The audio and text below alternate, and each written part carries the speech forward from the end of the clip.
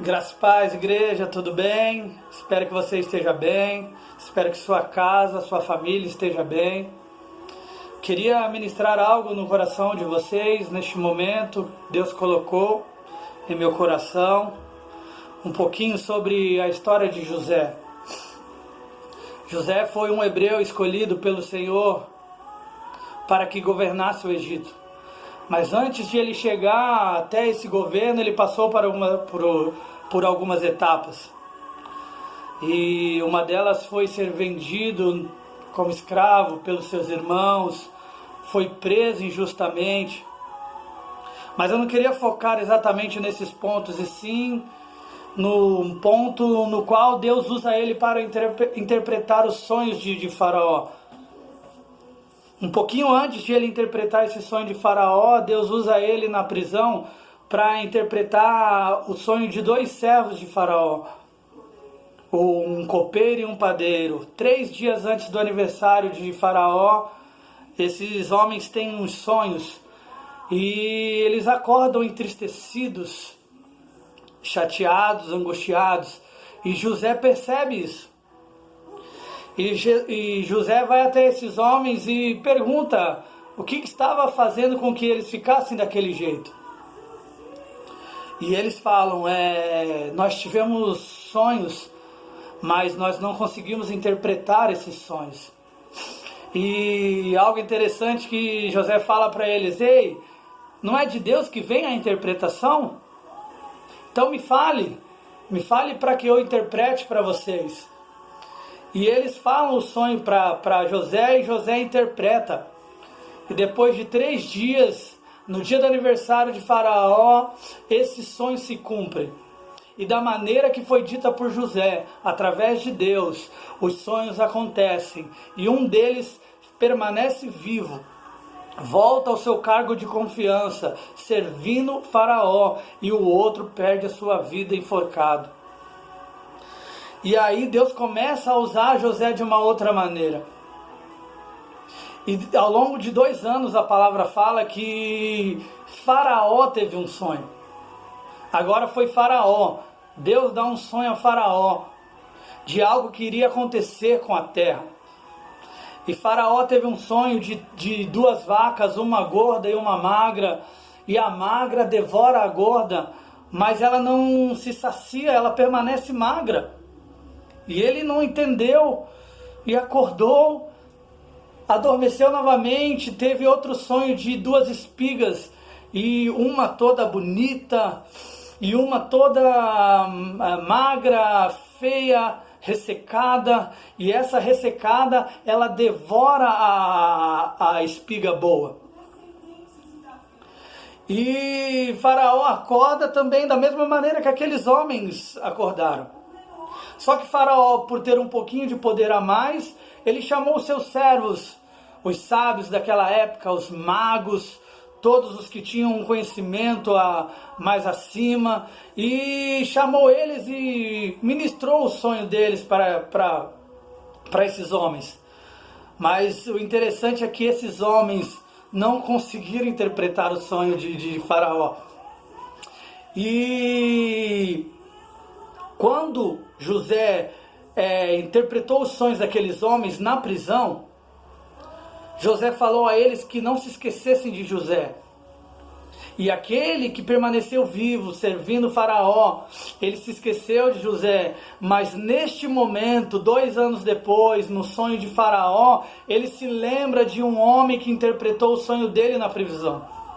Ele se lembra de José e fala, Faraó, eu tenho um homem que quando eu tive um sonho na prisão, ele interpretou, e tudo que ele interpretou aconteceu. Tudo que ele interpretou aconteceu. E Faraó falou, mande buscar este homem. E buscaram José. Arrumaram José. José tomou um banho, se arrumou para estar à presença de Faraó. E Faraó, quando José chega na frente de Faraó, Faraó fala, és tu que interpretaste o sonho deste meu servo? Eu tive um sonho que eu não consegui interpretar, e nem os magos, nem os os doutores daqui do meu palácio não conseguiram interpretar.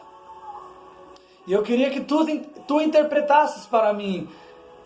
E José mais uma vez colocou Deus primeiramente na frente e falou: Faraó, vamos ver o que Deus tem para ti. Me digas o teu sonho. E Faraó disse ao sonho a José. E José interpretou. Deus deu a José a interpretação de que ali viria 7 anos de bonança, 7 anos de fartura, mas também viria 7 anos de fome que devastariam o mundo. Só que algo sim que me chamou a atenção foi que não ficou só nisso. Deus não só permitiu que José interpretasse, mas Deus deu a estratégia para José. E José fala para Faraó ali em Gênesis, capítulo 41, versículo 33. Ó Faraó, procure agora um homem criterioso e sábio e ponha-o no comando da terra do Egito. Ó Faraó, deve também estabelecer supervisores para recolher 1/5 da colheita do Egito durante os 7 anos de fartura. Eles deverão recolher o que puderem nos anos bons que virão e fazer estoques de trigo que, sob o controle do faraó, serão armazenados nas cidades.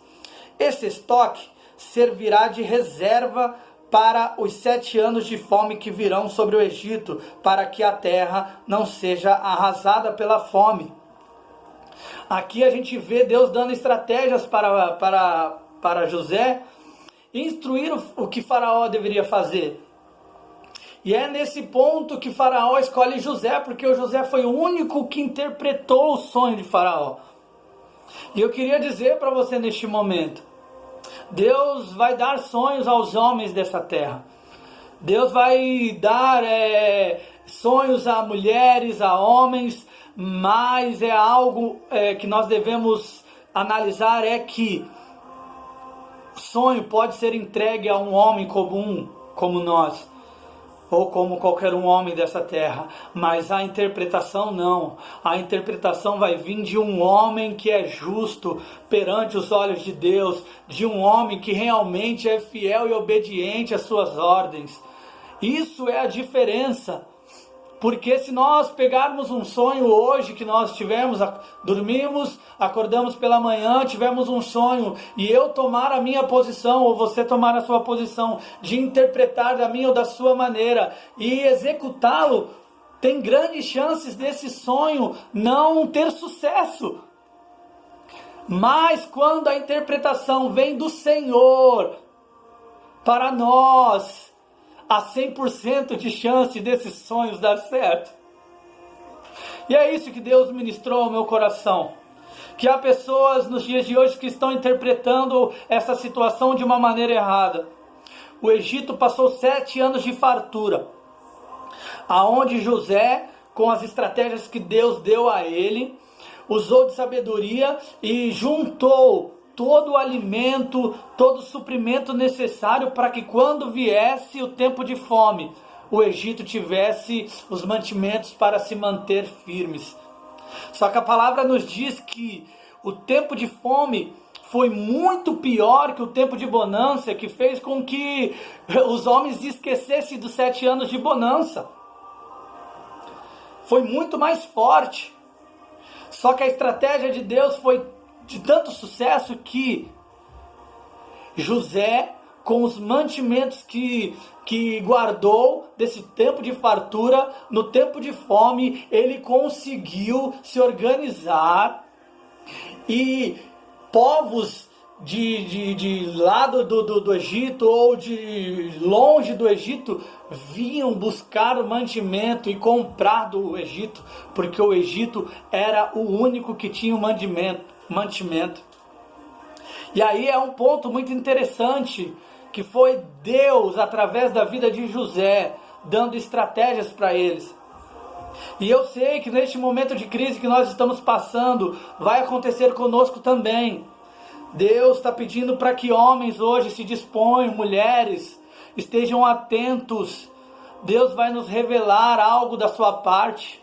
Deus já está revelando.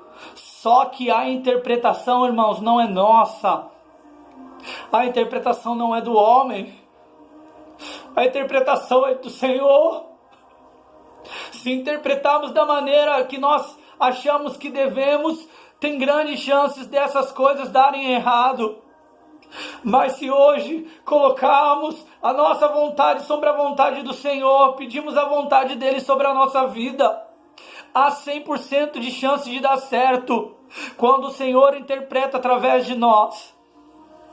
E eu queria neste momento, se você está passando uma dificuldade, está confuso em sua casa, que você buscasse pessoas no qual hoje estão debaixo da vontade do Senhor, para que eles interpretassem os seus sonhos, os projetos de Deus para a sua vida,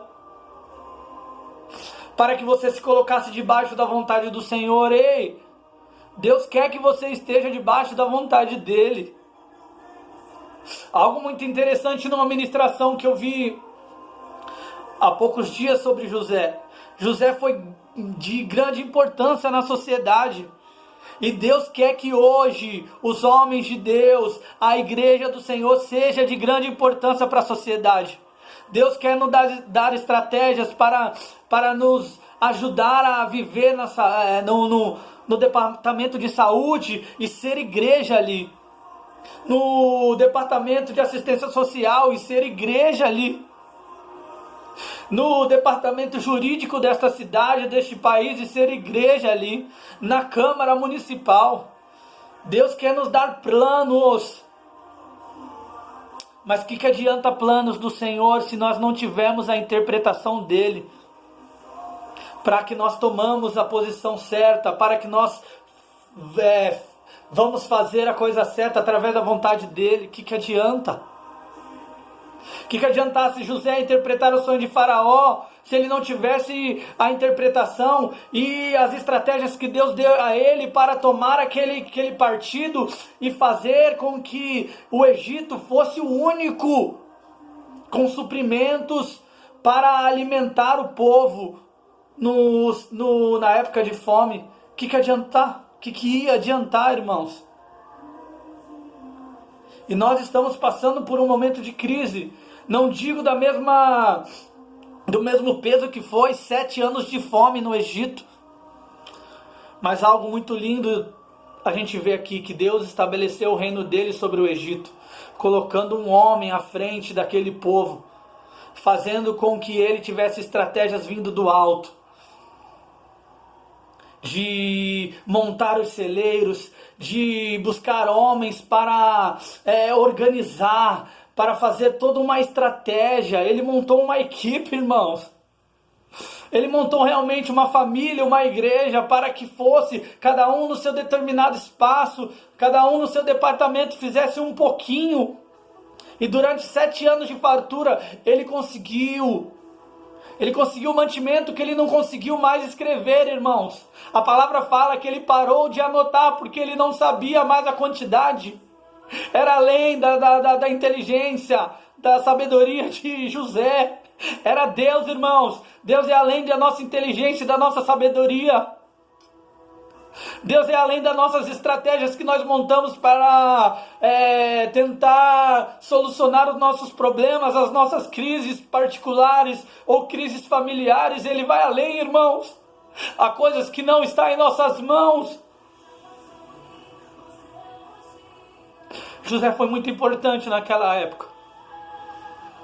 Mas eu agora neste momento falo que você também pode ser importante hoje para São Sebastião, para o estado de São Paulo. Deus quer levantar homens igual José. Mas Deus também quer levantar homens que foi igual aqueles supervisores que coordenaram todo o trabalho. Deus também quer levantar homens que foram igual aqueles homens que foram buscar os mantimentos, que teve o trabalho de levar aquele mantimento até o local adequado para armazenar. Deus quer.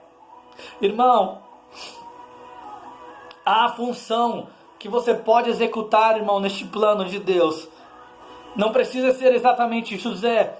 Você pode ser o supervisor, você pode ser o construtor daquele celeiro, Ou aquele homem que estava armazenando aquele trigo, usando sua força, os seus braços.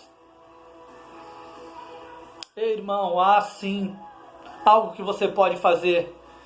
Algo muito interessante que eu vi é que em Tiago fala que a fé, sem obras ela é morta. Então aqui nos mostra que nós temos que agir. E eu busquei mais alguns versículos em Romanos 8, 28.